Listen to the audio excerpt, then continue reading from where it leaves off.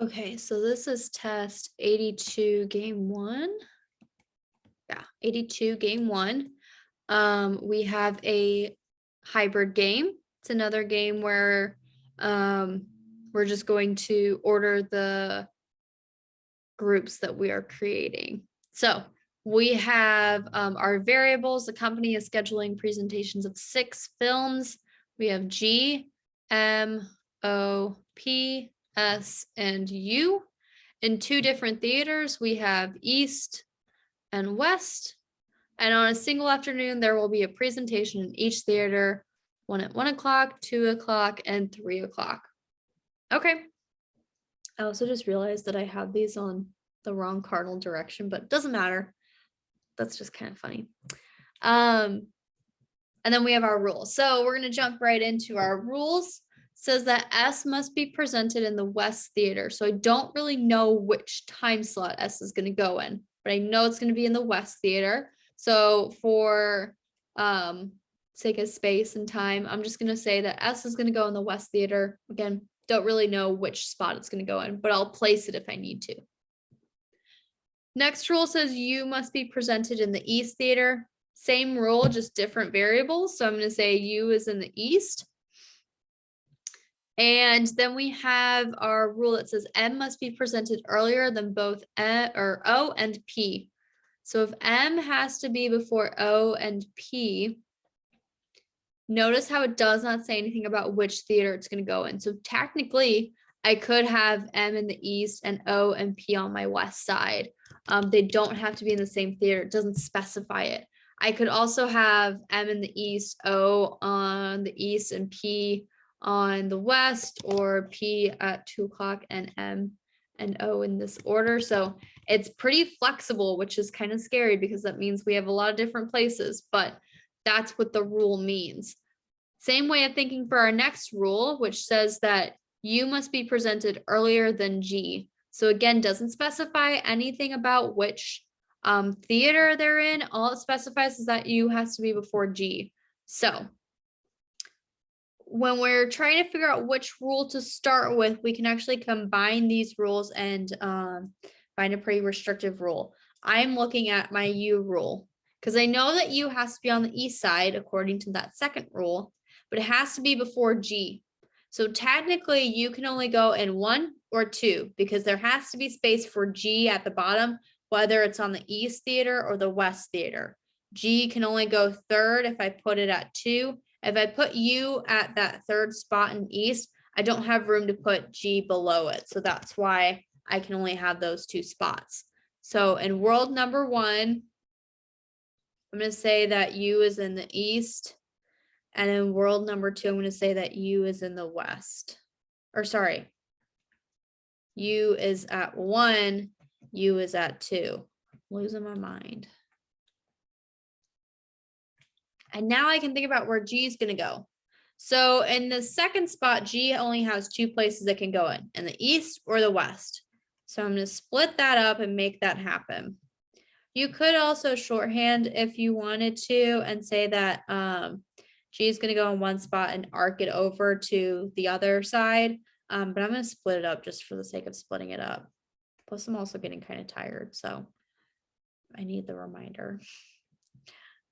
So now I have my U and my G placed in those 2 worlds. My next world says U is at that first spot in East. So technically G has plenty of spaces to go in. It's got 4 different spaces to go into. I think I'm going to split it up, but I think I'm just going to split it up based on East and West. So what I mean by that is I'm going to just arc it over into one of the other spots that it could go in. Can I move this? Okay. So we're going to say East, West, 1, 2, and 3. So for example, I'm going to say that G can go in spots 1 or 2, or I can go over on the West side and say that G can go in spots 2 or 3. I think I said 1 or 2. It's 2 or 3. So that way I know that G is below U. Doesn't matter which spot though. Okay, my next rule that I'm going to attack is this M, O, and P rule, because it actually becomes pretty restrictive once I have these variables in place. For example, I'm thinking about I have to have 2 spots below M, basically. Don't care which side it's on.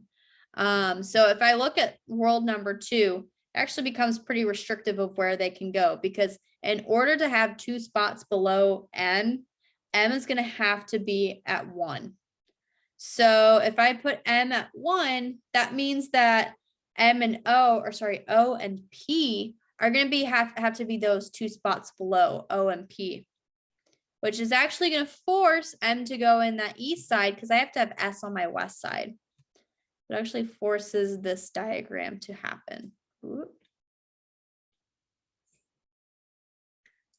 Same thing kind of happens over in 3. M has to have 2 below it, which means it's going to have to be at 1 o'clock, which means that O and P, technically O and P flip-flop here. O and P are going to flip-flop between those 2 empty spaces. So I have, why do I keep saying M? It's P and O, P and O. And again, it's going to force S to go on west and M to go at that 1 o'clock and east.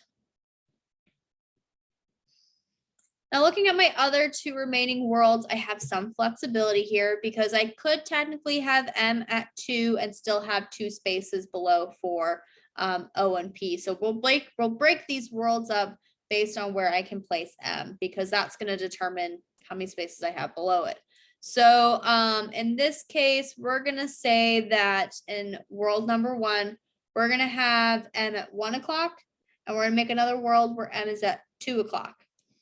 And I'll kind of go in depth of why there's only 2 places it can go in.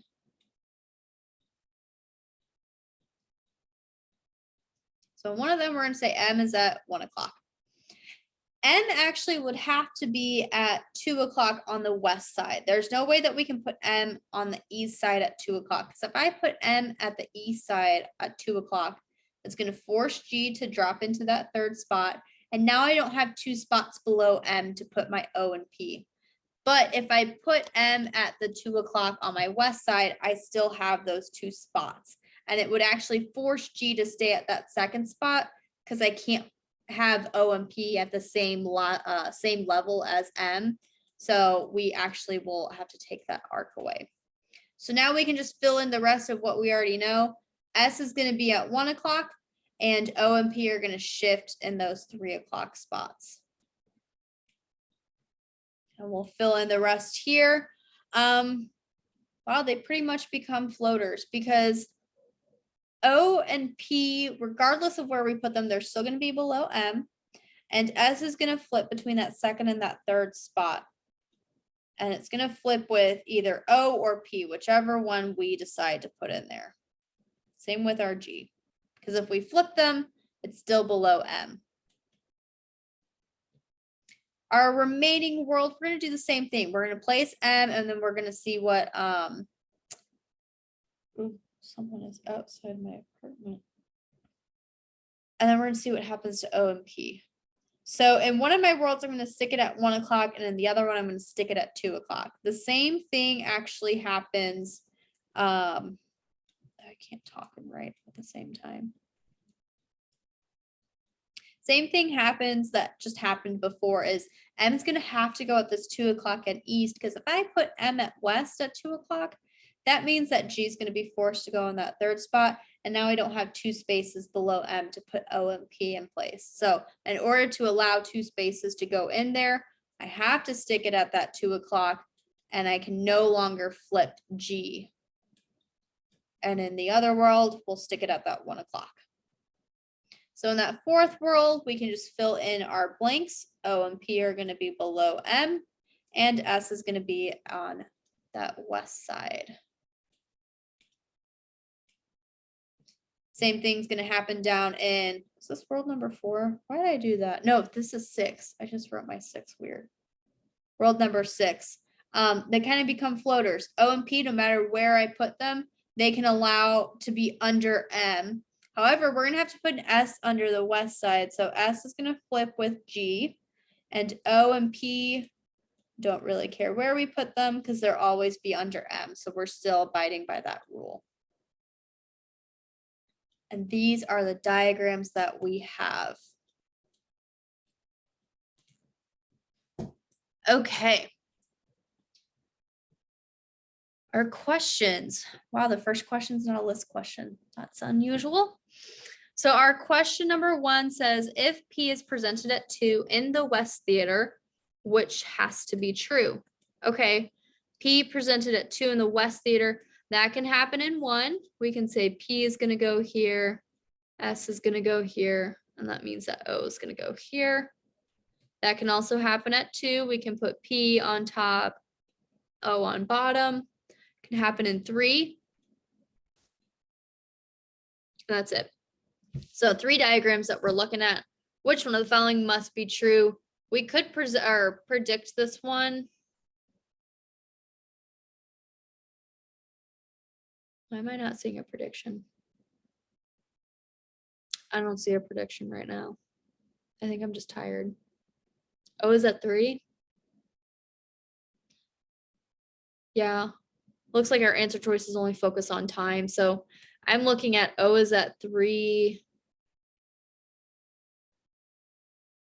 Yeah, that's the only thing I got right now. A, G is at 3. That does not have to be true because I can flip these 2 here. M is presented at 1. Oh, wow. Yeah, that's our answer choice. And all of our diagrams, M is at 1. I don't know how I missed that one. O is presented at 2. Doesn't have to be true. I can have it presented at O. And in fact, it could be presented at 3. And in fact, that does happen in number 2. S is at 1. Does not have to happen. It could be at 3 o'clock here. And U is at 1. Doesn't have to happen. It could be at 2 in my bottom 2 world. So yes, our answer choice is going to be B. Totally predictable. I just didn't see it. Which one of the following cannot be true? So we'll look at our answer choices, ask ourselves, can it be true or can it not be true? Our correct answer choice is the one that cannot be true. G is presented earlier than M. Can that be true? I don't see that happening. I have it happen where they could be equal to one another, but I don't have it where G is on top of M. So I like this one as my answer choice. A little nervous about it. P is presented earlier than G. That could be true.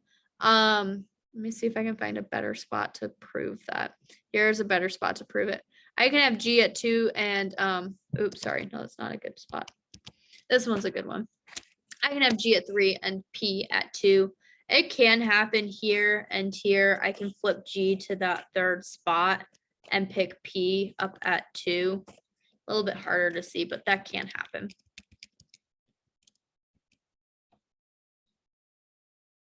Oh, what? Okay, yeah. S is presented earlier than P. That could be true. That could be true right here. O is presented at the same time as G. Could be true right here. O is presented at the same time as U. That could be true right here. So our answer choice becomes A, G and M have to be equal to one another, or M is going to be earlier. So G cannot be earlier than M. Next question says, if G is presented at 3 in the East Theater, then any of the following could be true except. So G presented at 3 at the East Theater. That could happen here. We could have G here and O and P flipping. Could happen here. And that's it. Okay. So any of the following could be true except. I'm honestly expecting my wrong answer choices to talk about something O and P and S, because those are the ones that are moving around. So answer choice A is M is presented at 2 in the East Theater. Can that be true? I don't see it as it could be true. So I'm pretty sure that's our answer. But let's go through B and E because I hate it when it's A. O is presented at 3 in the West Theater. That could be true. I could have O at 3 in the West Theater there. That's fine. S is presented at 1 in the West Theater. That could be true here. S is presented at 2 in the West Theater. That could be true here. U is presented at 2 in the East Theater. That could be true here. So our answer choice becomes A again. I hate that. Okay.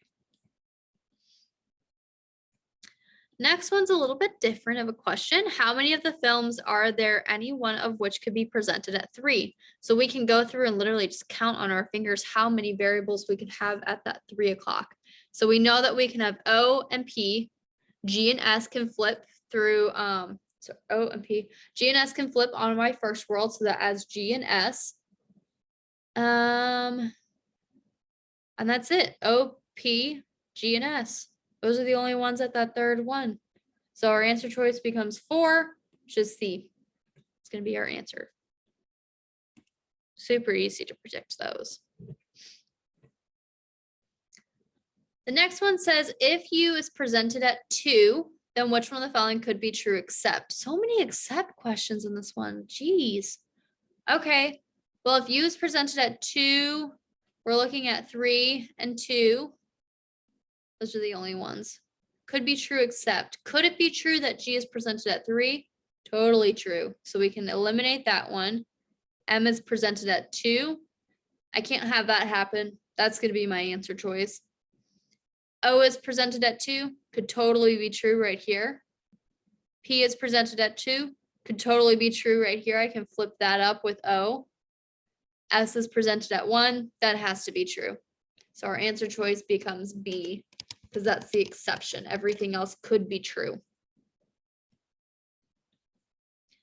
Next one says, if M is presented at 2 in the East Theater, which one of the following cannot be true? 2 in the East Theater. Okay, that's happening in number 4 and nowhere else. Okay, so we're looking for which cannot be true. So what our answer choice is going to reflect is something that does not happen in that fourth world. G is presented at 2. That has to be true, so that's eliminated. S is presented at 2. Can't have that happen. That's going to be my answer choice. U is presented at 1. That can be true. That has to be true. M is presented in the same theater as P. That could totally be true. We can make that happen. And P is presented in the same theater as S. We can totally make that happen. We can put M and S in the West Theater together. So our answer choice becomes B. Right? That's what I said. I think it was B. Can't have S at 2.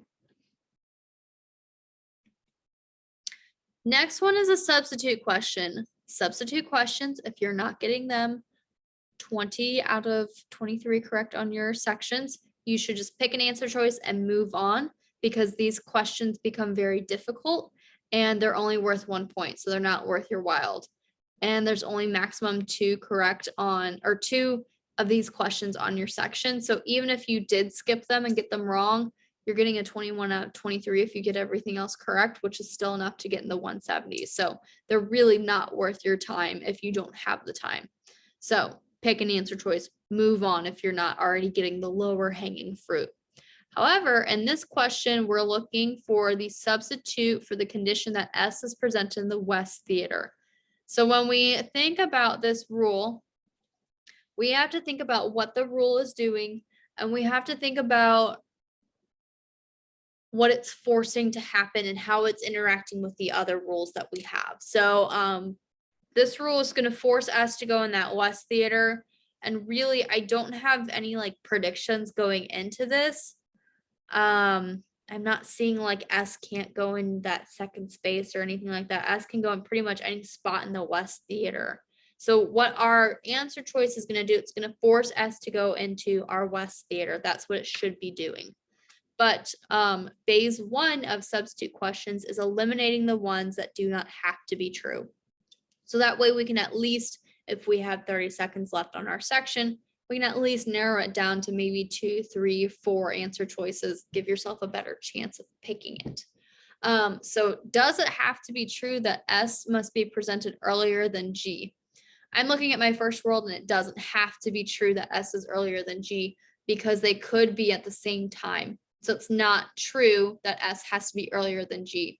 We can eliminate A because if we had select A as our answer choice, that actually means that we would not be able to use this world, and we would not be able to use this world. It would restrict us too much, and we can't have a rule that's too restrictive. It has to be exactly like our original rule. It has to create the exact same diagrams. So because A is too restrictive, we can eliminate it. Does it have to be true that S cannot be presented in the same theater as G? Well, I have a number of diagrams where S and G are together. Ooh, got too excited there. These 3 diagrams have S and G together, so I can eliminate B. If I had selected B, that means that I would no longer be able to use these diagrams. It's too restrictive. So we can eliminate answer choice B. C says S cannot be presented in the same theater as U.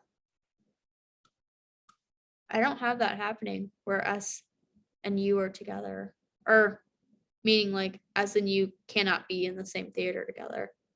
So this has to be true. So we're going to say C is an option. We'll leave that one open. D, S cannot be presented at the same time as G. We can eliminate that one because that was how I eliminated A. S and G can totally be presented at the same time together. So again, if I had selected D as my answer choice, it would mean that I would modify the worlds that I have. I wouldn't be able to use that diagram. So we can eliminate D. And the last one says S must be presented earlier than U or at the same time as U.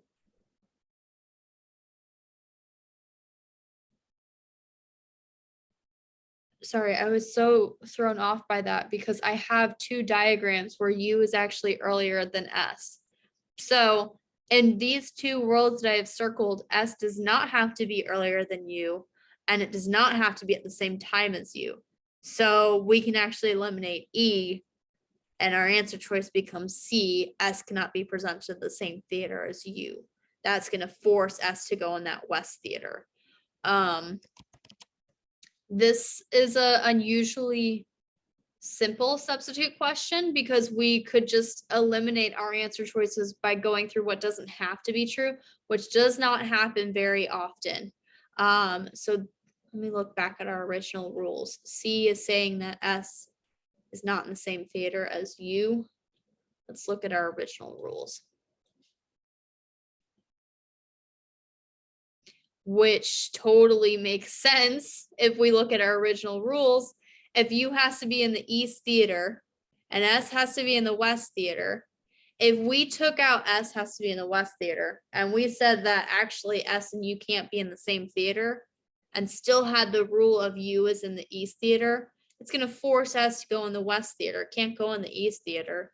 So totally makes sense that C is our answer choice. That's going to force S to go in the West theater. That is what I mean by these rules or these questions. They can be mind-numbing because we have to think about the other rules as well. When we build our worlds, the rules are interacting with one another. That's the challenge of logic games, is your rules are going to interact with one another. That substitute question really tests if you understand how the rules are interacting with one another. It's a very advanced question on the game section. So if you are struggling with it, you are not alone. This is a very tough question. So those are all the questions in this game. If you have any questions further, please reach out. Please keep practicing. Be patient with it. It'll click. It'll come to you. These substitute questions are hard, so give yourself plenty of time to try to master them if you have the time. If you don't, please just pick an answer choice and move on. I don't care which answer you use, but pick an answer choice, move on, work on the other game where you could get maybe 6 points out of that one rather than just 1. So other than that, good luck in your studies.